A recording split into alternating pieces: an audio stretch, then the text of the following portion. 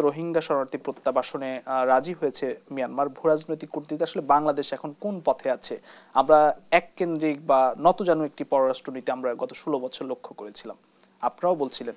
সেই জায়গা থেকে কোনো পরিবর্তন ঘটছে বলে মনে হচ্ছে কিনা? ধন্যবাদ। প্রথমে সবাইকে ঈদ মোবারক জানাই, যারা শুনছেন এবং এই আমাদের এই টক শো বা তো যেটা বলছেন যে রোহিঙ্গা ইস্যু নিয়ে, রোহিঙ্গা ধরুন এটা বরফ গলতেছে, এটা ধরুন it is not enough, it's not enough. তাদের দেখুন 12 লক্ষ লোক আছে রোহিঙ্গা আমাদের দেশে এবং 1,80,000 নেবে কেন? এবং তারা তো এই আমার মনে হয় যে জিনিসটা এখনও তাদের তাদের যে পলিসিটা মিয়ানমার এখনও এর উপরে চালিয়ে করতে চাচ্ছে। তাদের এখনও তাদের রোহিঙ্গা যারা আসছে বা ওই দেশ থেকে ওখানে সিটিজেন, ওদেরকে রিকগনাইজ করতে হবে সিটিজেন হিসাবে। তো তাদের বসবাড়ি ফিরিয়ে দিতে হবে, তাদের থাকার ব্যবস্থা তাদেরকে সবাই ব্যাক করে নিতে হবে। আমরা কেন বাংলাদেশে একটা স্বাধীন ভূখণ্ড, স্বাধীন দেশ, আমরা কেন আরেক দেশের শরণার্থীদেরকে আমরা এদেরকে হোস্ট করব, রাখবো, খাওয়াবো, ব্যবস্থা করব, বা বিশ্ব কেন এদেরকে সাপোর্ট দেবে? এটা কতদিন হয়? এ তো যুগ প্রায় বছরের যুগের কাছাকাছি হয়ে যাচ্ছে। তো এদের তো জনসংখ্যা বাড়তেছে। তো আমি মনে করি দ্যাট ইজ নট এনাফ। আলাপনা আলোচনা হয়েছে, এটা অত্যন্ত পজিটিভ দিক। প্রফেসর ইউনূস সাহেব আমাদের অন্তর্বর্তী সরকার প্রধান উপদেষ্টা, ওনার আলোচনা পজিটিভ দিক, কিন্তু আমি মনে দ্যাট ইজ নট এনাফ। এবং আমার মনে হয় যে as a whole we have deal with them. তারা তাদের লোকে ফিরে দিতে হবে। এবং আমরা চাই বিশ্ব শুধু বাংলাদেশ চাইলে হবে না, ভারত বা সারা পৃথিবীর উচিত এটাকে ওদেরকে চাপ সৃষ্টি করা মিয়ানমারকে। আর মিয়ানমারকে তো দুর্বল অবস্থা আছে, তাদের এখনও জান্তাদের অনেক জায়গায় তাদের বেদখল হয়ে গেছে। আমার মনে হয় দ্বিপক্ষের সঙ্গে আলোচনা করা উচিত। কোনো বাধা দেখেন কিনা? বাধা ধরেন এটা তারা এটা শুধু এখন তো বিদ্রোহীদের, মিয়ানমার এলাকায় বিদ্রোহী দখল সম্ভবত বেশিরভাগ, আরাকানটা বিদ্রোহী দখল আছে।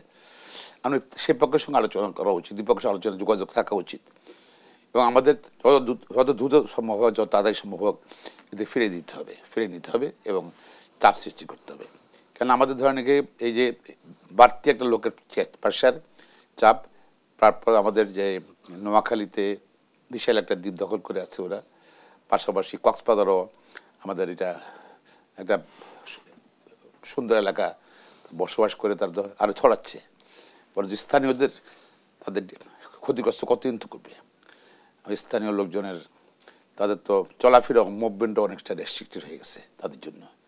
আর এটা তো একটা সংরক্ষিত এলাকা, এদিকে বাংলাদেশের ভূখণ্ডে বাংলাদেশের মানুষ যেতে পারবে না, এটা তো দুঃখজনক।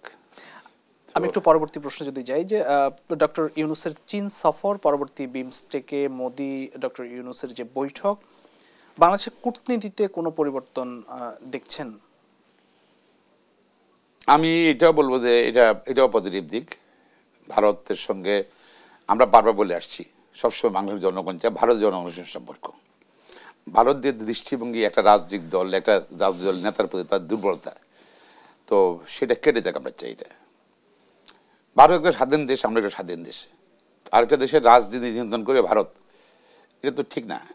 এটা একটা স্বাধীন রাষ্ট্রের স্বাধীনতার প্রতি সার্বভৌমত্বের আঘাত, এটা আমি মনে করি। তো যেটা এই যে ভারতের ধরেন বাংলাদেশের পট পরিবর্তনের পরে শেখ হাসিনা পালায় গেল, কোথায়? ভারতে গেল, আর কোনো দেশ পায়নি। ভারত শুধু ওনাদেরকে শেল্টার দিল। শুধু তাই নয়, এখানে অনেক নেতা, অনেক মন্ত্রী, এসব যারা ধরেন তাদের বিরুদ্ধে অভিযোগ আছে, বড় বড় অভিযোগ আছে, সব ইন্ডিয়াতে শেল্টার দেবে কেন? তো এটা আমার মনে হয় যে এটার ধরেন এটা সুরা উচিত আমি মনে করি। প্রফেসর ইউনূসের সঙ্গে মোদি সাহেবের যে বৈঠকটা, উনি যে ডিমান্ড করেছিলেন যে ওখানে যারা আছে বাংলাদেশে পালিয়ে গেছে ওদেরকে ফিরে দিতে হবে, এটা পজিটিভ দিক। রাষ্ট্র থেকে আহ্বান জানানো হয়েছে, রাষ্ট্রের পক্ষ থেকে আহ্বান জানানো হয়েছে। পাশাপাশি ভারতও উচিত তাদের যেই পররাষ্ট্রনীতির পরিবর্তন হওয়া উচিত। তারা পরিবর্তন করে বাংলাদেশ জনগণের সঙ্গে তাদের সম্পর্ক করতে হবে। এবং এটা সরকার পরিবর্তন হবে, সরকার যাবে, আরটা রাষ্ট্রের কিছু করণীয় নাই, তো তারা সেই সরকারের সঙ্গে সম্পর্ক রাখবে। এখনও তারা আগের জায়গায় বসে থাকলে তো হবে না। এটা তাহলে আমার মনে হয় বাংলাদেশের জনগণের ভারতের প্রতি ক্ষোভ জন্মাবে, আস্তে আস্তে ক্ষোভ জন্মাবে। এবং ভারতের সঙ্গে বাংলাদেশের সম্পর্ক তো অবনতি হবে। তাই মনে করি প্রফেসর ইউনূসের মোদির সঙ্গে যে বক্তব্য, যে ভারতের প্রধানমন্ত্রী মোদির সঙ্গে যে বৈঠকটায় একটা পজিটিভ দিক আছে। নিশ্চয়ই ভালো চিন্তা করবে, তাদের পররাষ্ট্রনীতির মধ্যে পরিবর্তন আমি আশা করছি। বাংলাদেশের পররাষ্ট্রনীতির ক্ষেত্রে আপনার গত 16 বছরই বিএনপির পক্ষ থেকে বলা হয়েছে যে নতজানু পররাষ্ট্র নীতি, যার কারণে বাংলাদেশ কূটনীতিতে বেশি একটা এগোতে পারছিল না। এই সরকারের সময় সেই নতজানু পররাষ্ট্রনীতি থেকে কি বেরিয়ে আসতে পারছে? ডেফিনেটলি আমরা সব দেশের মানুষও বুঝতে পেরেছি যে লাস্ট গভর্নমেন্ট, যেটা আওয়ামী লীগের গভর্নমেন্টকে, ইট ওয়াজ সাপোর্ট দিয়ে গেছে ভারত সাপোর্ট দিয়ে গেছে তাদের নিজস্ব নিরাপত্তার কারণে, কৌশলগতার কারণে। তাদের বলয়টা, আগ্রাসনটা ইনডাইরেক্টলি বাংলাদেশ নিয়ন্ত্রণ করতে চাইছিল। ভারত অ্যাকচুয়ালি আশেপাশের সব দেশেই তো ভারতের সঙ্গে নাই, এখন শুধু বাংলাদেশে ছিল ভারতের সঙ্গে।